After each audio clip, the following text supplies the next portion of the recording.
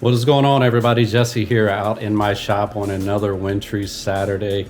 Got some snow last night, so it's pretty messy outside. It's windy, it's cold. So I'm in here, got the wood heater going, doing a bunch of things, just kind of getting out of the house, to keep from going crazy sitting around. I'm not much for sitting around. Just jamming some music back here on the radio, been cleaning and stuff.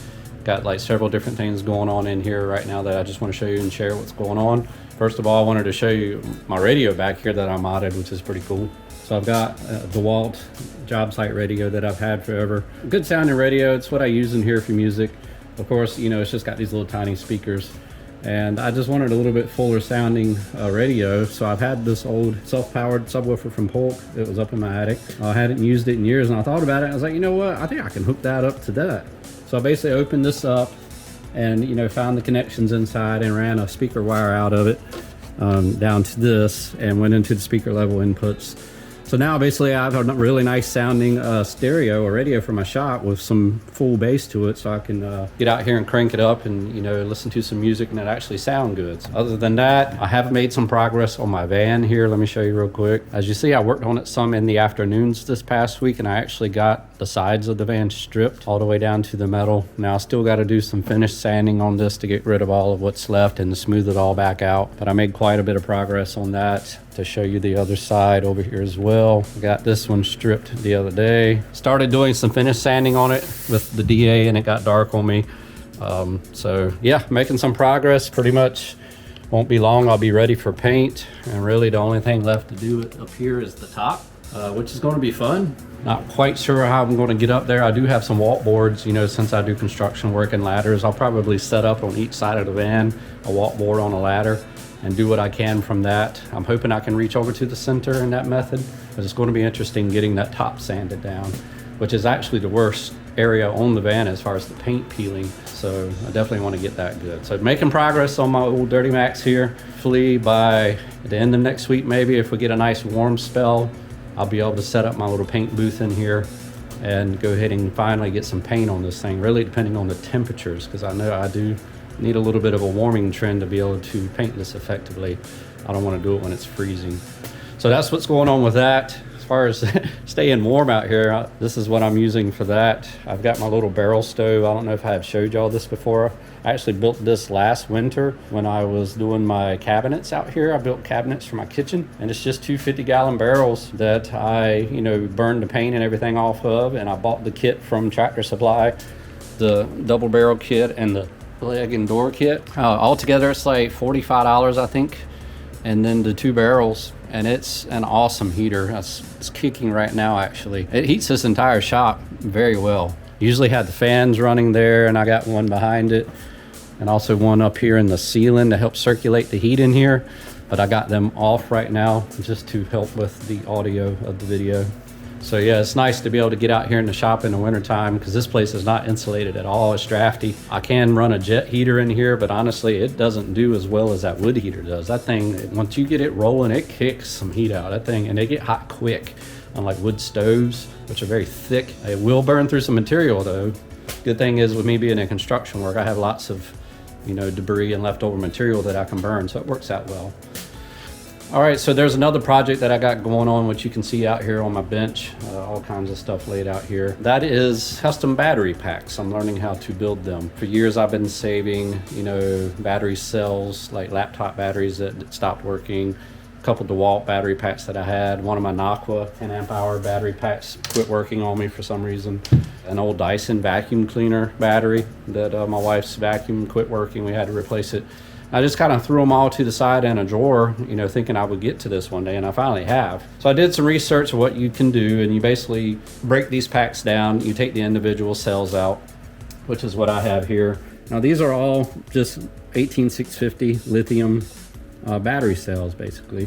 Different ratings, depending on the manufacturer and all. That's why they're all different colors and stuff. These came out of the DeWalt drill. This came out of the Dyson battery pack. These came out of the Naquas. So pretty much break the battery packs down, remove all of the nickel strips and everything they used to put the parallel and series connections together, and test each one. And oddly enough, out of all of the batteries that I broke down, there was only one bad cell that I found. This one actually tested 0 voltage, which means it's bad. And it came out of the Dyson pack, which is why that pack died. But the Nokwa battery pack that quit working, the whole issue with it was corrosion on some of the nickel strips, is why it quit working. And evidently on the DeWalt battery pack that I had, I broke down. The issue with it was the charge controller board failed. So that's why that pack quit working. The cells are still good. So basically once you break it down, you test them to find the bad ones, you weed them out. And then I have this charger here that I bought. It's about 35 bucks off of Amazon. And this basically charges them all up properly to 4.2 volts and then performs a discharge on them and then charges them back, and it rates each cell as far as how many milliamp hours of capacity it has, and then you just write it on it, which is what I did here. I've already got these done. I did them this morning. I got these going right now. Because when you build these new packs, you want to have the capacities of each parallel group similar to each other. That way they kind of discharge and charge back equally when you build your new packs. And basically, once you get them all sorted and charged and everything, then you can use these connectors here, which come in this big. I got like 100 of them. I bought it was like $5 for all of these, and you can configure them any way you want. And you basically just set the cells in there, then you put another piece like this together and put it on top, and it holds them together. And then you take these nickel strips here and the plain ones there, and you use a spot welder, which is one that I have here that I put together myself. It's a kit that I bought from the United Kingdom, actually. This is called a K-Weld spot welder. It's actually one of the nicest ones, because I honestly believe in just buying stuff once and being done with it. But this will spot weld using these two connectors here, and my power supply here, powering this, to weld all the strips onto each of these batteries when you do your parallel and then your series connections. That's how you build these packs. It's really that simple. Say, each one of these cells is 4.2 volts is what it's at when it's fully charged. To get 12 volts out of that, you just put 3 of them in series like that. Negative here, positive here, and you have a 12 volt battery basically right there. Since these are roughly 2,500 milliamp hour batteries, this would give you a 2.5 amp hour 12 volt battery pack. It's that simple, really. And then to increase the capacity, all you do is on each of these here, you add a group, and that doubles the capacity. So now this would be still a 12 volt battery because it's a 3S, but this would have 5 amp hours now capacity. And you just can keep building it in that manner to get what you want. If you wanted a 16 volt battery, you just add one more like that, and then you got a 16 volt battery. And basically, once you get it put together in your holder here, you get it all taped up to where it's nice and safe. And then you take a PCB, which is what this chipboard is right here. Oops. And it just mounts right on the end of the pack like that. And then you hook the power connections, to this. So this is a 3S PCB, and it also offers balance charging. So each of these parallel sets of batteries here get charged properly when you're charging it. And that's pretty much all there is to these battery packs. That's basically all there is here inside of this. 12 of these 18650 cells in here, 3S 4P, and each one of them is 2,500 milliamp hours. So this gives you 12 volts at 10 amp hour capacity. That's how these are made. And there's a little protection board in here, just like the one that I showed you here, that charges the batteries properly and makes sure they don't get overcharged. If you overcharge it, it can explode and catch on fire, and I definitely don't want that to happen with a lithium cell. They're pretty nasty. So this is a little project I've been wanting to do for a while. I'm just stoked to finally get to it now this winter. I have some time, and what I'm going to do actually is I think I'm going to build a 24 volt setup out of these batteries that I've salvaged here once they're all charged, to run my LiveScope on my kayak on a 24 volt pack, separate from the 12 volt Nokwas that I used to run to others. So that's one thought that I'm having about doing with it, or just doing a 16 volt system and using all of these cells and literally stacking them in this container here, as many as I can get in here, wire them all together, and have the charge controller and everything right in this container, that I use to set, in my back hatch here that I put in. Fill it all up, seal it all up, and make sure it's nice and waterproof. And just put the lid on it and have the leads coming out that I can just plug in. And I have whatever capacity this works out to be, basically all in one self-contained unit, and it'll be a 16 volt system, or actually almost 17 volt, that I will run my Garmin head unit and the live scope off of, because the head unit can accept up to an 18 volt input. The live scope can accept up to a 32 volt input, I believe it is. And the more power you feed in the system, the more it likes it, honestly.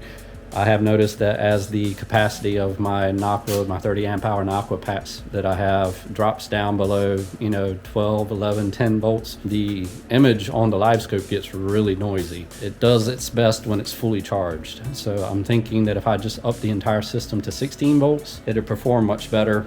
And honestly, running at a higher voltage like that, it draws less current. If you have a 16 volt 10 amp hour pack, it will actually last longer than a 12 volt 10 amp hour pack would. It's crazy how that works. There's math in there that I know it up here, but I just can't get it out right now. But anyway, that's how it works, at least from everything that I've read. If you disagree with me on that, please let me know in the comments, because I'm interested in that. But from what I understand, if you run higher voltage, you get less amperage draw than you do at low voltage, higher amperage. It's the trade-off there, so that's kind of cool. That's what's going on with the battery pack setup. I'm gonna continue working on that, tonight and into tomorrow.